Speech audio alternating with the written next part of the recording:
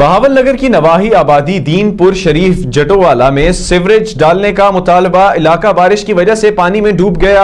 इस हवाले से मजीद जानेंगे पीर मंजूर कुरैशी की रिपोर्ट में। बहावल नगर की नवाही आबादी दीनपुर शरीफ जटोवाला में जहां पर सीवरेज के मसाइल बहुत ज्यादा हैं और इलाका वकीलों ने डीसी बहावल नगर और एडमिनिस्ट्रेटिव बल्दिया से मुतालबा किया है कि उनके टाउन में फिल फॉर सीवरेज का बंदोबस्त किया जाए। हालिया बारिश की वजह से मकीन पानी में डूबे हुए हैं। आइए इनसे बात करते हैं। मोहम्मद मनशा मेरा नाम है, दीनपुर शरीफ दे रहने वाले हैं, मक्का टाउन चुंगी नंबर 2।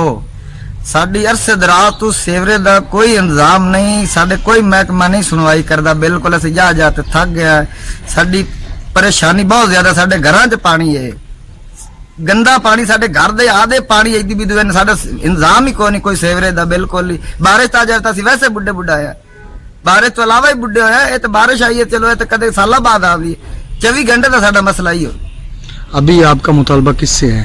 आप भी साडा इंतजामिया ते मुतालबा है। इंतजामिया आपका मुतालबा डीसीओ बहावल नगर 2 दिन हो गए साडे को आए ने, किसे पूछा ही नहीं सानू की है की नहीं। आपका मुतालबा डीसीओ बहावल नगर वज़ीर पंजाब से है डीसीओ कि बहावल नगर से साडा मुतालबा है, साडे ते मेहरबानी करे, साडे मसाइल हल करे। बंदे साडे बुढ़े पैन, घरां दे विच पानी खड़ा है, बारिश दा पानी नहीं है, घरां वाला शुरू तो अगे दा ही पानी है। इधर फिर चिश्ती जनाब, मक्का टाउन जट्टू वाला, इतने मेरी रिहायश 10-12 साल तो इतने ही मसाइल है कि पानी की निकासी का कोई इंतजाम को नहीं। मुख्तलिफ दरखास्त डीसीओ वगैरह नूं दित्तियां, वज़ीर आला साहब नूं दित्तियां, कोई महकमा सुनवाई नहीं करता। असीं ना कोई मरीज बाहर हुण लिजा सकने, कोई इलाज मालजे वास्ते घरां दे विच पानी मौजूद है, गलियां तुहाडे सामने जनाब सारा पानी। कैमरामैन टीम कैमरा पीर मंजूर कुरैशी बहावल नगर।